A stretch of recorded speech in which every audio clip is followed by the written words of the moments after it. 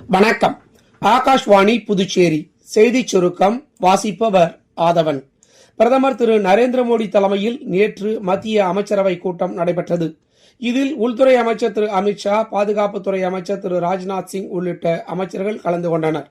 முன்னதாக செங்கோட்டை அருகே நடந்த பயங்கரவாத சம்பவத்தில் ஏற்பட்ட உயிரிழப்புக்கு ஆழ்ந்த இரங்கல் தெரிவிக்கப்பட்டு 2 நிமிட மௌன அஞ்சலி செலுத்தப்பட்டது. அப்பாவி மக்களின் உயிரிழப்புக்கு வழிவகுத்த மிக கொடூரமான செயலுக்கு மத்திய அமைச்சரவை கண்டனம் தெரிவித்துள்ளது. மேலும் மத்திய அமைச்சரவையில் 25,000 கோடி ரூபாய்க்கும் அதிகமான செலவில் ஏற்றுமதி ஊக்குவிப்பு திட்டத்திற்கும் ஒப்புதல் அளிக்கப்பட்டது. பீகாரில் சட்டமன்ற தேர்தலுக்கான வாக்குகள் எண்ணும் பணி நாளை நடைபெறும்.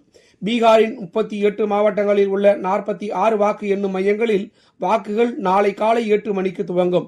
மின்னணு வாக்குப்பதிவு இயந்திரங்கள் பலத்த பாதுகாப்புடன் அறைகளில் வைக்கப்பட்டுள்ளது.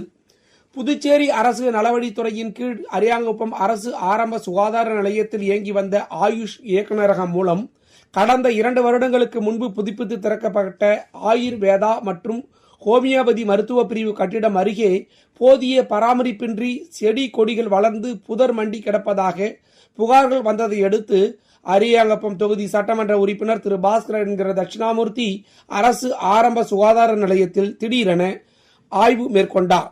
புதுச்சேரியில் நகர பகுதியில் இயங்கி வரும் எக்கோலஸ் ஆங்கிலஸ் அரசு தொடக்க பள்ளியில் நேற்று நடைபெற்ற பள்ளி அளவிலான அறிவியல் கண்காட்சியில் மழலையர் வகுப்பு முதல் 5ஆம் வகுப்பு வரை பயிலும் சுமார் 210 மாணவர்கள் தங்களின் அறிவியல் படைப்புகளை காட்சிப்படுத்தியிருந்தனர். புதுச்சேரி அரசின் போக்குவரத்து துறை PY01DF வரிசையில் உள்ள வாகன பதிவு எண்களை வரும் புதன்கிழமை 19ஆம் தேதி இணையதளம் மூலம் ஏலம் விட இருக்கிறது.